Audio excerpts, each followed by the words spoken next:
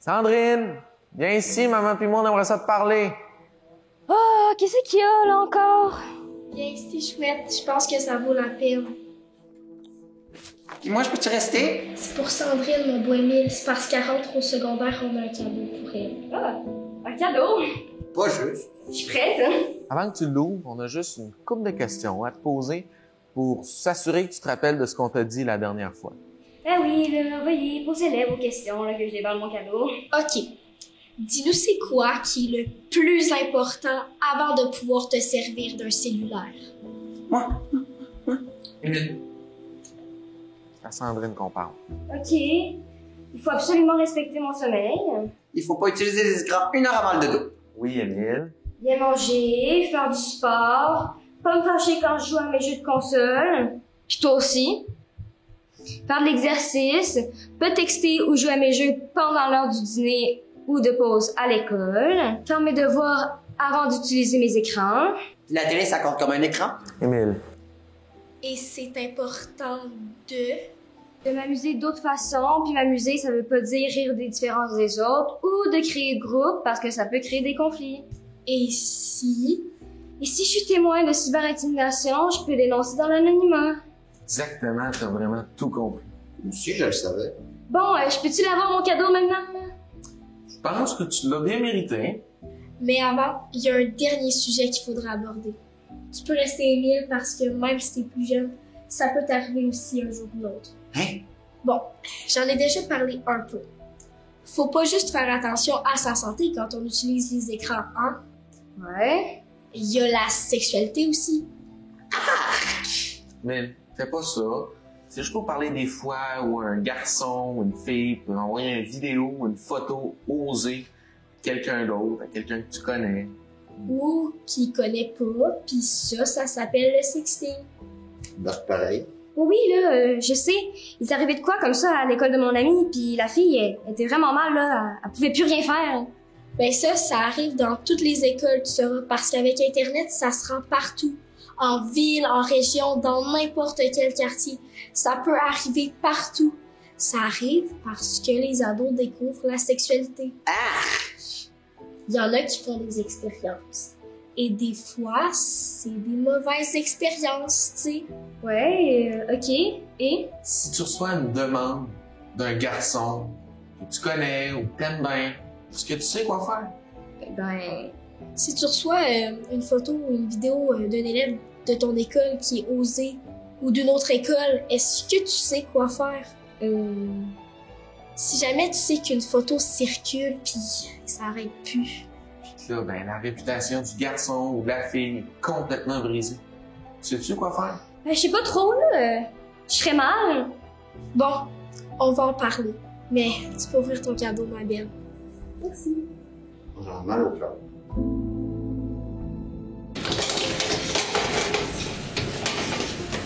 Hey, c'est pourquoi j'ai reçu des notes sur mon sel. Des quoi? Ouais, c'est des photos assez osées, là, mais qu'est-ce que tu veux que je fasse avec ça? Je sais pas, là, mais il faut que tu fasses de quoi, là. Ah, ouais. Ben oui, c'est drôle, là, mais mes parents ont parlé de ça la semaine passée. Mais là, supprime ça, vite! Non, faut que t'en parles à l'éducatrice spécialisée. Je peux-tu voir? Mais non, te montre pas ça, là. C'est interdit, t'as pas le voir. Moi, j'en parlerai à ma prof. Écoute, plus elle me comprend. Ouais, moi, ma mère, elle m'a dit d'y en parler si jamais ça m'arrivait, puis qu'elle s'en occuperait. Elle appellerait à l'école. Ah ouais? Ouais. Ouais, mais moi, je vais pas passer la journée avec ça sur mon sel. Tu sais, si j'étais chez moi, j'en parlerais à mes parents. Mais là, faut que j'en parle à quelqu'un tout de suite. Ben, justement, on va voir l'éducatrice spécialisée. Elle va te dire quoi faire. Ouais, ok. J'ai bien compris ce que tu m'as dit. Je suis contente que tu sois venue me voir pour en parler. Je te félicite. Merci. Pour la suite, je vais parler avec la directrice et on va contacter la police. La police? Oui, fais-toi-en pas. C'est le protocole qu'il faut suivre. C'est comme ça dans toutes les écoles. Ah. Puis les parents des personnes concernées vont être contactés aussi. Ok. Fais-moi confiance. On va bien s'occuper de tout ça. On veut te protéger, protéger les élèves, puis s'assurer que ça recommence pas, OK? Ouais. On voulait vous rassurer et passer le message très clair que nous prenons la chose au sérieux. Et ce soir, je pense que c'est clair. C'est vrai, mais la photo continue de circuler encore un bout de temps. C'est pas rien, ça. C'est vrai, vous avez raison. Mais contrôler les écrans et Internet, ce n'est pas facile. C'est pour ça que nous voulons nous donner plusieurs moyens pour y parvenir. En tout cas, moi, j'ai encouragé mes enfants à être de bons témoins, à pas hésiter à en parler s'il se passe quelque chose ou s'il y a un malaise quelconque. Vraiment, il faut venir nous voir. Vous avez parfaitement raison. C'est très important. Les témoins, on compte sur vous. Vos amis comptent sur vous. La conférencière qui va vous parler dans quelques instants, c'est dans son message, ça. L'importance des témoins, le rôle des témoins pour soutenir les autres, pour aider à régler les problèmes. C'est tout le monde ensemble qui doit se tenir. Elle va nous en parler tantôt. Exactement. Et j'ajoute que l'enseignante de français va proposer des livres thématiques en rapport avec ça. De plus, nous organisons une campagne de sensibilisation. Vous allez en entendre parler, ça c'est certain. Puis on a entendu parler d'un programme de sentinelle. Est-ce que c'est vrai, ça? Oui, tout à fait. On va lancer sous peu notre programme de sentinelle avec les élèves. Mais les parents aussi ont leur rôle à jouer là-dedans. Donc, on va avoir besoin de vous autres. On vous l'a dit, c'est tout le monde ensemble qui doit se tenir. C'est super, ça. Merci beaucoup de votre attention. Sans plus attendre, voici notre conférencière de la soirée, Madame Cathy Tétrault. Alors, bonsoir. Merci d'être présent ce soir à notre rencontre. Alors, ici, Cathy Tétrault, directrice du Centre CyberAide. Je suis ici pour vous parler de l'hypersexualisation, des échanges de photos et...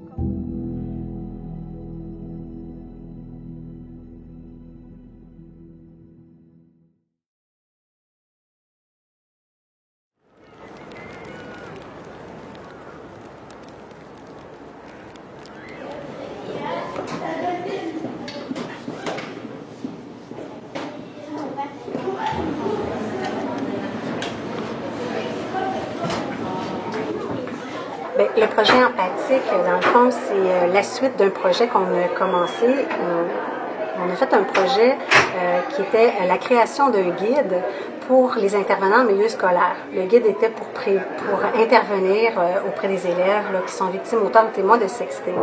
Là, on s'est aperçu que finalement, les parents aussi avaient besoin d'informations et pour comment encadrer leur enfant là, quand ils vont recevoir aussi, ils reçoivent des photos ou vidéos osées. Pour ce faire, on est allé chercher la collaboration de deux écoles.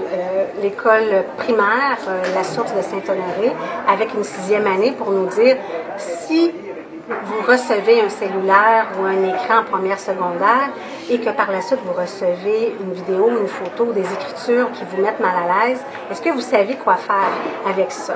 Et à partir de l'information qu'ils nous ont donnée, on va créer un documentaire, mais on va créer aussi un outil avec la 2e école scolaire qui est le séminaire des Permalis, avec une classe de 4e secondaire, le profil créatif et cinéma. Avec eux, on va créer une mini-fiction qui va être un cas de sexting et que les parents, dans la mini-fiction, vont savoir quoi faire. Alors, on veut vraiment sensibiliser les parents, la population, à les petits doivent avoir d'informations pour bien réagir quand, s'ils reçoivent là, quelque chose là, qui les mette mal à l'aise, là, que ce soit d'un autre élève, que ce soit d'un inconnu, que ce soit via un jeu, que ce soit via une application, quand on reçoit de l'information comme ça, qu'est-ce qu'on fait? Alors, grosso modo, c'est vraiment du par et pour, par les élèves, pour les familles.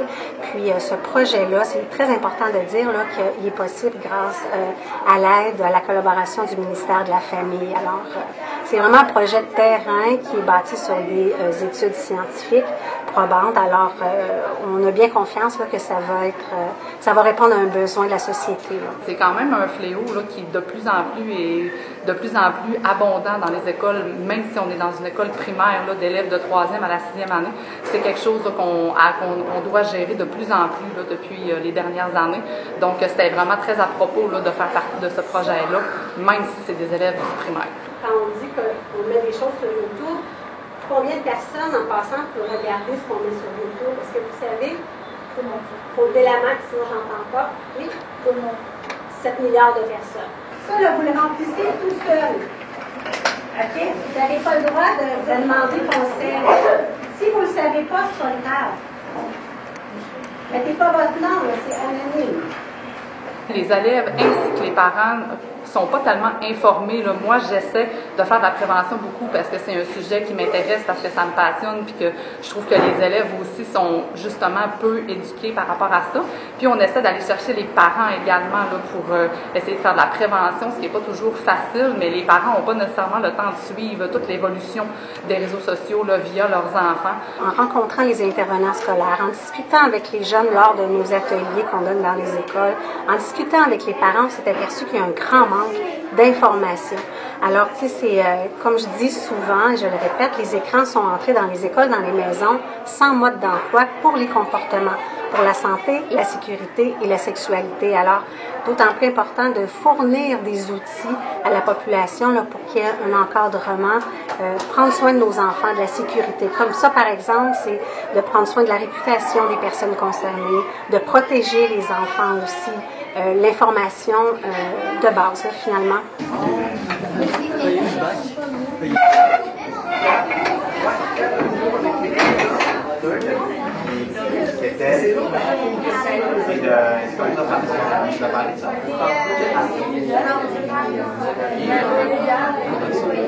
On peut s'appuyer sur des études scientifiques, mais il faut s'appuyer aussi sur les réels besoins à jour.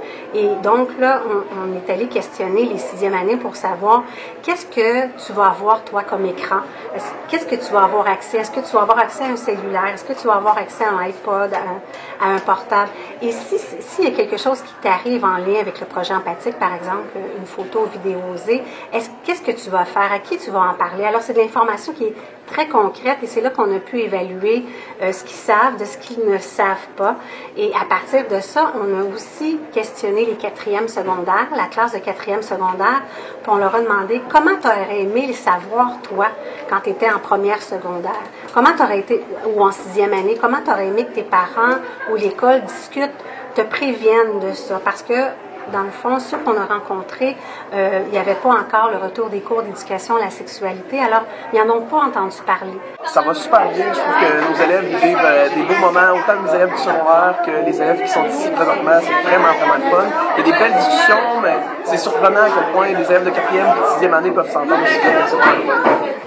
En lien avec l'outil qu'on va construire, la bénéfiction ou la capsule, peu importe, ça va être les grands qui vont le faire, ça va être eux les acteurs.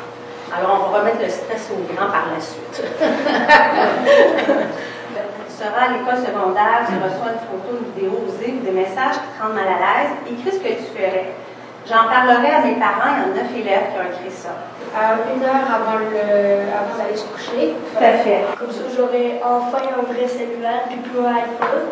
OK. Dans le fond, la préoccupation vient plus des écoles parce qu'ils ont à intervenir.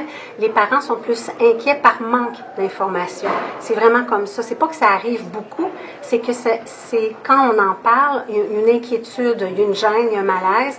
Puis il faut dire que c'est d'autant plus important d'en parler parce que si on offre l'utilisation d'un écran à notre enfant en 5e et en 6e année, bien là, il faut se dire que notre enfant peut recevoir ce type de photos, de vidéos-là. Faut pas se cacher la tête dans le sable. Il faut être en mesure d'en parler, mais de la bonne façon aussi, sans faire peur.